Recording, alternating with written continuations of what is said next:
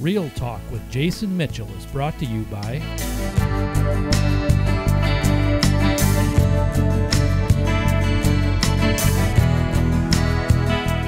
in this industry.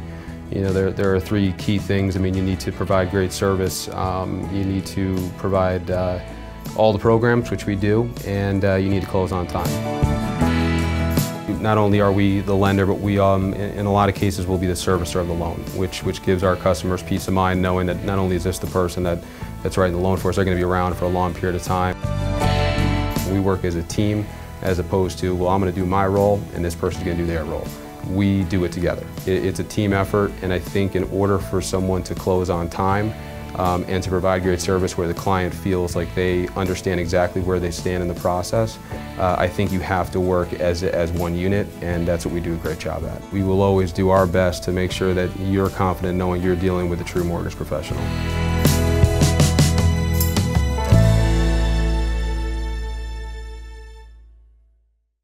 Hello everyone, I'm Jason Mitchell, and welcome to Real Talk with Jason Mitchell, where we bring you the analysis and opinions of some of the Valley's most influential athletes, celebrities, entrepreneurs, and politicians.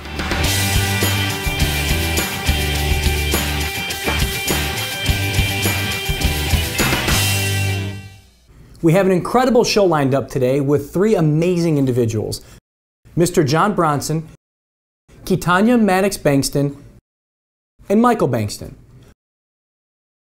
But before we get to our panel, we recently had the privilege of sitting down with seven-time NFL All-Pro Nick Lowry to get his unique insights and learn more about his worthy foundation. Nick, thanks a lot for coming on the show. I know how busy you are. I know everything that you have going busy. on. And I think that's a good thing.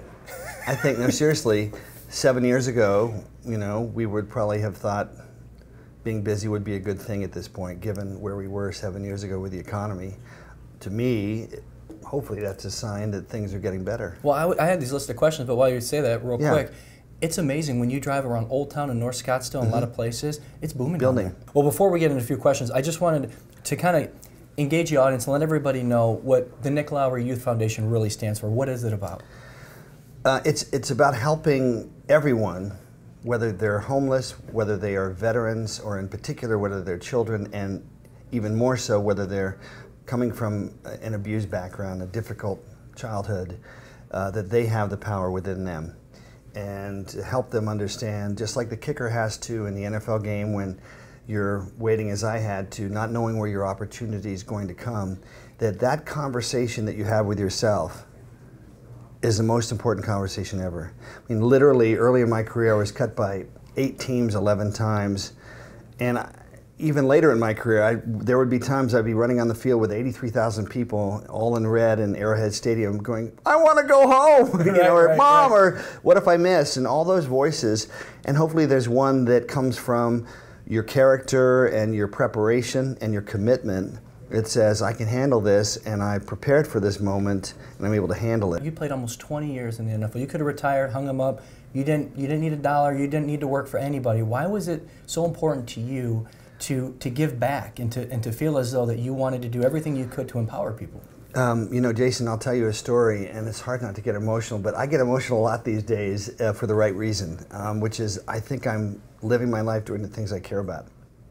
And you know, when I was cut by all those teams, I gave up a job working for Senator Bob Packwood on the U.S. Senate Commerce Committee on aviation safety to try my 12th time to make it. And then I beat out, because I think I went through all those rejections and all those mistakes.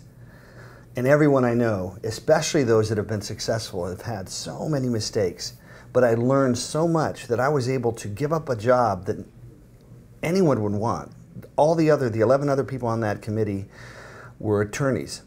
But I thought I owed it to myself to try one last time. And then I had to go against the greatest kicker in the history of the game, Jan Stenerud. I beat him out. My first games in the NFL, maybe as a sort of release, I just felt so freed. I kicked an NFL record, 2 50-yard field goals, including a 57-yarder club record. The next year, I'm all pro. I'm on 2020 on ABC. I'm in Sports Illustrated. Yeah, yeah. I go to all these things that are sort of part of your notion, maybe juvenile notion, but also many adults' notion of that sort of Hollywood climb to success. I'm in Hawaii now, so it's even more romantic and exciting. I kicked the game-winning field goal in the Pro Bowl with Steve Largent holding, Dan Fouts leading the team, Lynn Swann interviewing me on the sidelines, Jack Lambert, one of the most fearsome linebackers in history, saying, "Rookie, if you miss this kick, I'll rip your head off." Right. And yet, in the locker room after the game, I remember thinking, this is not the Super Bowl, but it's a pinnacle of one's life. And I just remember feeling, you know, there's something missing here. Do you remember that feeling even right now, like how you? Absolutely, I remember this feeling as there were 17 Hall of Famers in my locker room on one team. Earl Campbell, I mean, just amazing group of people. And so there was something inside saying, this feels empty. My friend Bob Grupp, who was a Pro Bowl punter the year before for the Chiefs, I'd known for a couple years, he was there, but my parents weren't there. All the people that mattered in my life weren't there. And I thought, man, if I come back again, I will make sure everybody that matters to me can come if they can. And you did. And what's really cool is I did do that, and I kicked game-winning field goals in 2 more Pro Bowls. But now, especially now that my mother and father have passed in the last 8 years, I have vivid memories of my mother and father being there with me and having dinner the night before the game with Derek Thomas and Neil Smith and Christian Okoye and all these amazing people, and afterwards celebrating. And I think there's so many people in life, whether they sell $1 billion of real estate or whether they have achieved pinnacles of success in anything, that feel, at least at a deep level, if not immediately, something is missing if they have not made sure that their goals include, how do I share this with the people that matter? So that was so clear to me at the age of 25, that I could keep making the Pro Bowl every year, but I better reorient what matters. Not that I wasn't a competitive SOB, and loving to break records and to be the best, but also remembering, if you don't have people to share that with and you don't remember the people that helped get you there, you're going to end up being alone. And what's really sad is people that are alone in a room full of people, because they didn't integrate their deepest values. So we think we get to the mountaintop, we sell $1 billion of real estate or whatever it is, and then we're going to be happy, and then everything's going to be fine. And we have to make sure that our goal is literally to make sure how we feel then and who we're sharing it with. The last thing I want to know, what is the future? What is next for you? What's next for the foundation? The goal is the great statistic that within 2 years of leaving the game, 80% of athletes' marriages have serious issues or end in divorce. Ending your career is like a second death. And the challenge has been, and it's hard for everyone.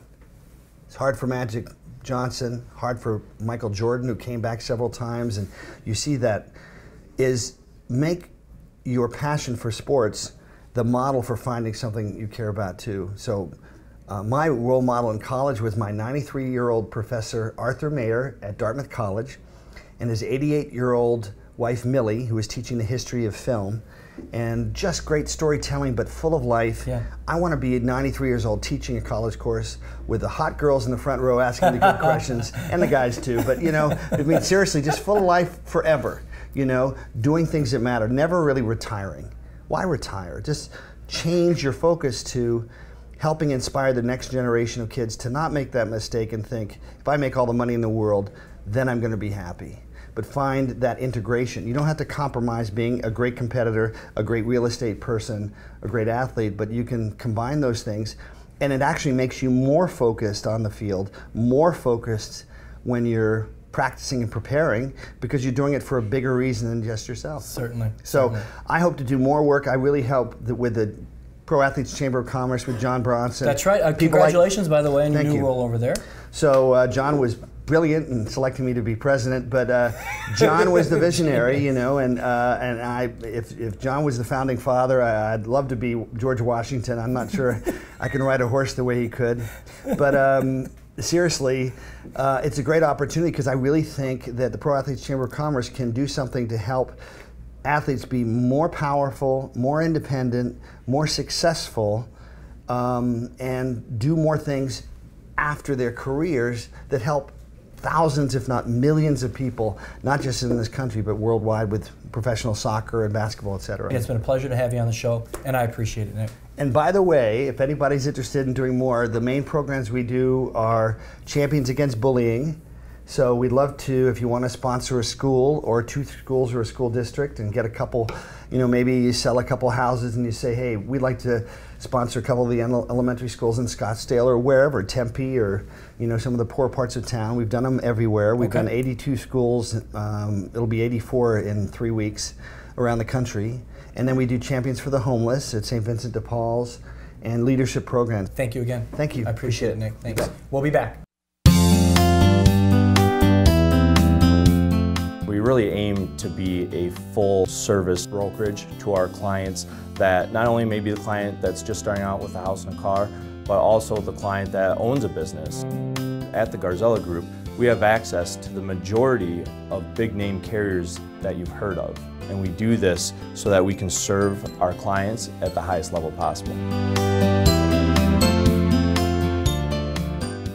Optima Vein Care is a full-service vein treatment center.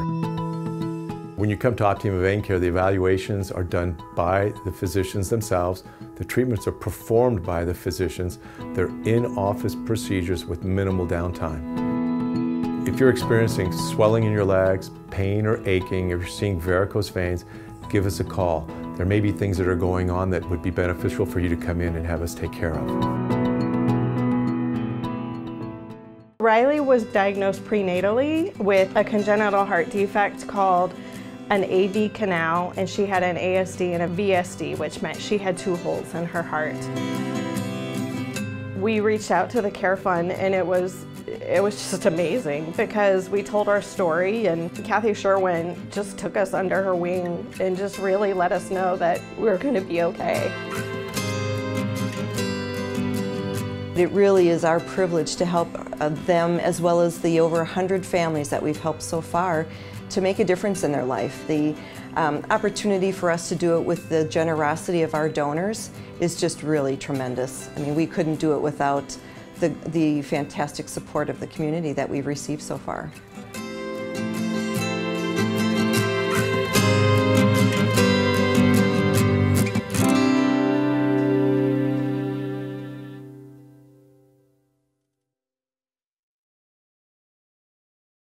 Welcome back to the show.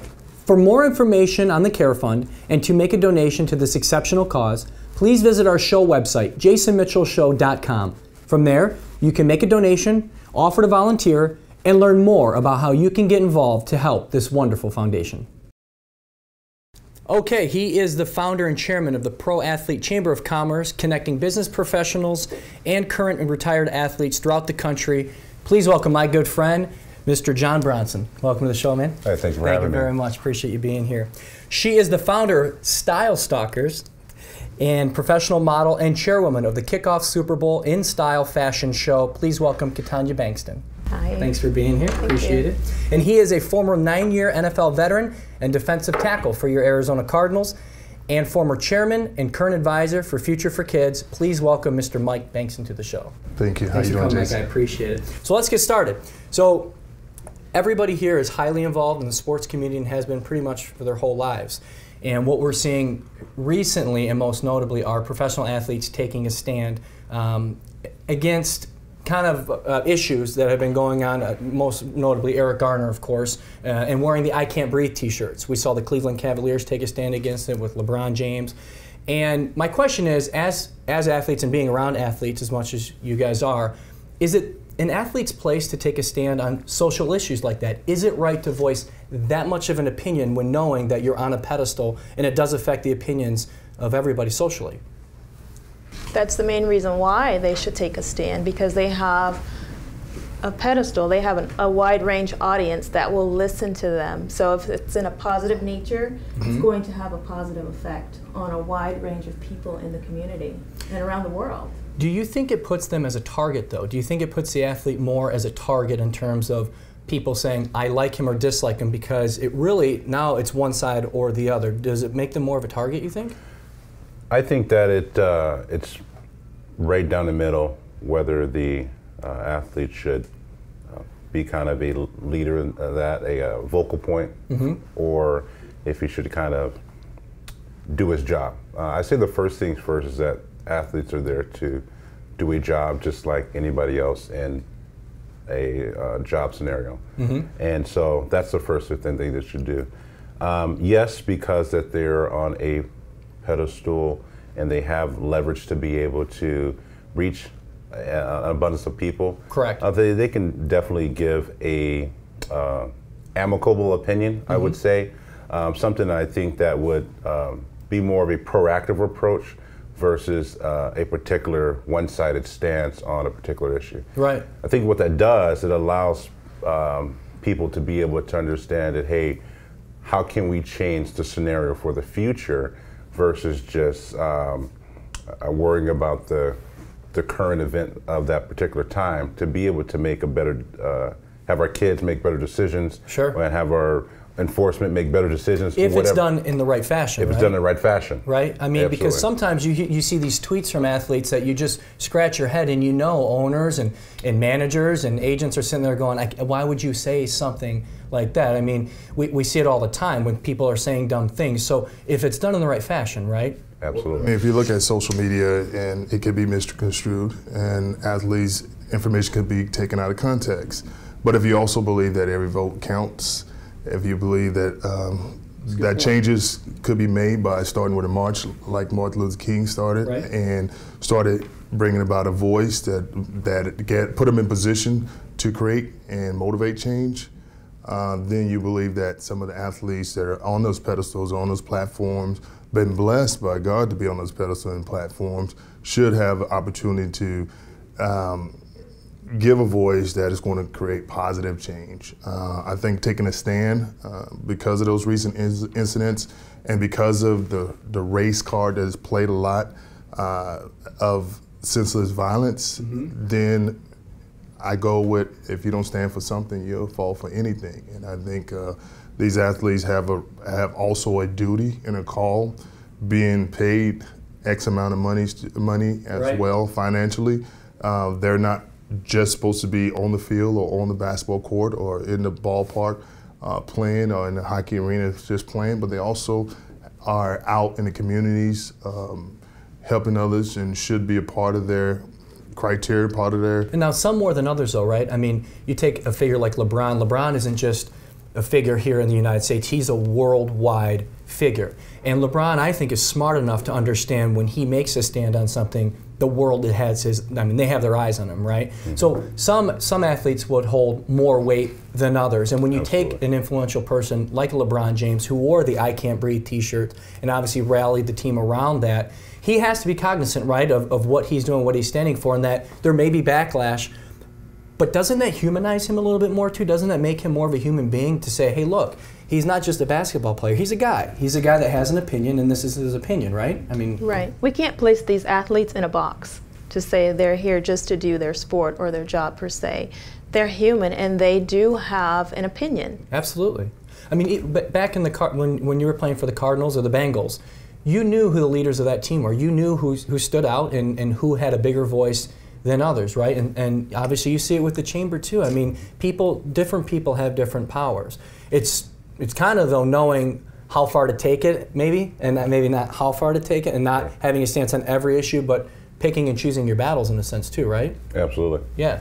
So you mentioned something about race, and that's kind of a topic I wanted to bring up, because I think the media sensationalizes things like this, right? And they do it on purpose because they know there's boundaries. They know that you're going to have different places in the country that are more heavily white populated, different places of the country that are more black populated. And they know that because it was black on white crime and not black on black crime, or white on white crime, that people are going to get up in arms on this, right? So, in my opinion at least. But do you think that if, take the situation in Ferguson, right? If that was a black police officer shooting a black male, or a white police officer shooting a white male, would we have even heard about that, you think? It happens all the time, and I think it just, the way things transpired, and then the racial motivation that comes from the community, and then also everybody around the country that gets involved, and then it's almost like anything, when it's too many hands in the pot, right, it is really going to get diluted. And I think a lot of times in this case, because you got the one shooting that happened, that the guy supposedly had pulled a gun on the cop, and right, and the cop had to defend himself. So what do we say to that one? Should he not have defended himself because the person was black and the cop was white? But don't you think even in that case, right, because it was a white officer shooting a black male, that was just something to even take the situation even farther and say, see, it's happening again, it's happening again. And I think the media plays off that because they know that it becomes a racial issue and people are going to take their stance. And whether or not, you know, I grew up in South Detroit, right? I grew up in a very highly black population, right? And I'm a white male. And even for myself, like, I try to play both sides, but you know, you see people coming on TV, or even you see it in politics, right? Like, race plays an issue in so many different things. But if it wasn't, if it was the same race doing the same thing, do you think the media would even care? Being a criminal paralegal for the last 13 years, I deal with this every day. Yeah. And there's a lot of crime in Scottsdale. I'm just giving you a scenario. There's a lot of crime in Scottsdale that people don't hear about on the news, but if there's crime going on in South Phoenix, you'll hear about that at 4 a.m. Right. throughout the day. Why is that? Because people play on that. They want to keep, when you're down, society wants to keep you down. When you're up, people aren't going to mess with you. They're going to leave you on that pedestal where you think you're at. They want to keep the look of Scottsdale clean, nice and neat. So you think it's done intentionally? Absolutely. Yeah? Absolutely. Hold that thought for a moment. We're going to take a quick commercial break. But before we do, remember to check out our show website, jasonmitchellshow.com. We'll be right back. The reason to choose First Arizona Title is our cutting edge technology that we offer. We offer training and marketing and then customer service. And we're always keeping up to date on what's going on in the market. Most people in their market, and they want to stand out. As business development managers, we can show you what's working right now, what's going to work possibly in 60 to 90 days from now, and you know, develop your business and brand yourself so that you set apart from everybody else.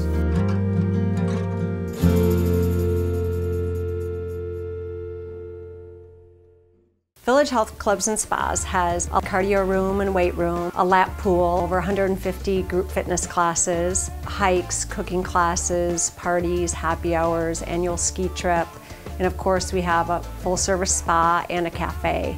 When you sign up, we actually want you to use the club and we want you to feel special. So we're hoping you're going to use the club a lot and stay for many years to come.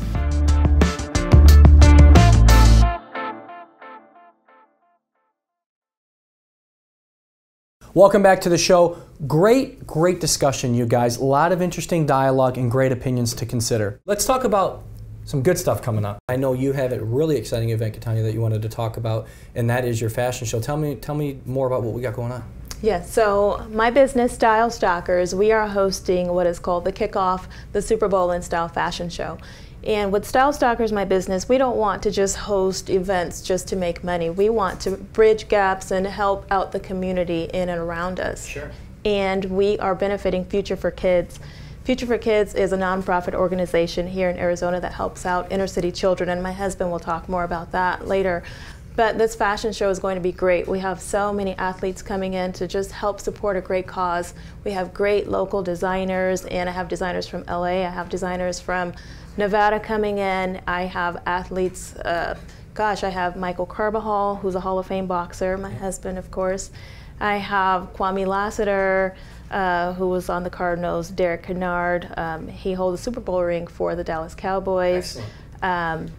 Michael Westbrook, who was also on the Cardinals, Todd McMillan, he was on the Chicago Bears, and the list goes on and on. And it's great because I didn't have to offer an appearance fee.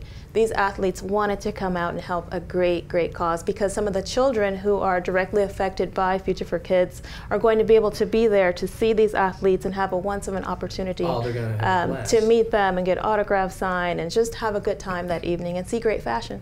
Where can our viewers go to check out more about the fashion? Well, we have an event page on Facebook, okay. And you can also purchase tickets at eventbrite.com. Okay, and then give us the name of the fashion show one more time. Kick Off the Super Bowl in Style Fashion Show. Kick Off the Super Bowl in Style Fashion Show. Yes. That's great. It sounds awesome. I can't wait to see pictures and everything of it. I want to talk about Future for Kids real quick too, because I know that's something you've been heavily involved in for years, and I want to just kind of ask, what was it that got you involved with Future for Kids? Like, why Why did you choose to do that? Why did you make children part of your, I guess, priority, right? Being a father, kids are always important to me, and I've been working around kids for many years. And it gave me the opportunity because they were grassroots type of charity. Okay. They actually were in the red when we came aboard. Okay. And then over the years now we're in the black and doing very well. That's great. We get a lot of donations from major companies. We put on events as well as a golf tournament. We do everything we do for kids, the benefit of it is for free. So kids, anything that is involved with them, sports camp that we do at ASU. Okay. Todd Graham, he brings a lot of his players out there to help facilitate that. I bring in some NFL players too to help out, and it's all sports and not just football. Okay. It's all sports. We also have basketball camps during the summer, and like I said, everything's for the kids. It's free. I think the biggest thing we have going is the fact we're like an after-school program. Mm-hmm. We come into a schools like Arizona Children's School for the homeless. It used to be Thomas J. Baptist School for the homeless. Okay. We go in there and we feed them. We do a physical activity. We do a mentoring program for them as well, which is huge. Those kids don't have the opportunity to get homework done, also get a meal that night. Right. As well, so we do the best we can, and the biggest thing is that just give back. We love giving back, and it's dear to my heart. Anything that has to do with kids, I enjoy. I commend you guys very much. I mean, there's Thank nothing you. better. It's the greatest feeling in the world. So I tell you, I love your chamber. I love the concept of it. I love everything that you've been doing. I know you've been working really hard, really hard, But I want to give the viewers a little bit more about what exactly the chamber does, because it's an unbelievable concept. Yeah, absolutely. So I started called the Pro Athlete Chamber of Commerce, and basically the whole premise is, and the vision behind it is to connect pro athletes with business professionals for networking, strategic partnerships, career or educational opportunities. Through this vetted chamber, we do a lot of background checks and get certified members into this chamber. And so we also have a supported charities factor. We support a number of different charities. I think we're up to about 15 now that we support through the chamber. And I'll be able to provide everything from resources, obviously, funding efforts to other things through But you're our linking, members. I mean, you're linking the business world with professional athletes, current and retired. But I mean, in a very short period of time, you have a significant amount of people that have caught on to this and are benefiting from it, right? Absolutely. We're up to about 400 members. Obviously, it's heavy athletes, so about 75% of those, which is always going to be the case, are athletes. Another 25 is business professionals. So it's good margins. So we make sure that we stay athlete heavy. But you're seeing the synergy. I mean, you're seeing everything connect with it, right? We're seeing the synergy. We're seeing a lot of collaborations. A lot of people just really getting to understand. And the greatest part about this is that there's so many things that transpire. So there's not one direction out of here. So and then everybody has their different thing that they want and need or give back that they can do out of the chamber, and that's what's important. So we just wanted to create that stadium, that's what we call, and the stadium approach, and be able to have the right people in the right space to be able to connect. You're doing an unbelievable job at it, and if people want to know more about the chamber or how to get involved or become a member, how can they do so? Absolutely, you can go to pacchamber.com, that's PACCCHAMBER.com, and also you can view all the Super Bowl events that we have here. We also have Keitana's event on our big board as well, our fashion show as well. So awesome. Yeah. Well, thank you guys for coming out to the show. I appreciate it, and again, everything you do for the community, I can't thank you enough from the bottom of my heart. Thank you guys so much for that.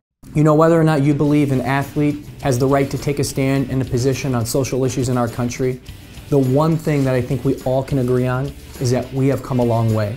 We are making progress, and communities are uniting. And it's that unity amongst our communities that will take us further and further into progression. That's our show for today. Be sure and check out our website, jasonmitchellshow.com, and we'll see you next time.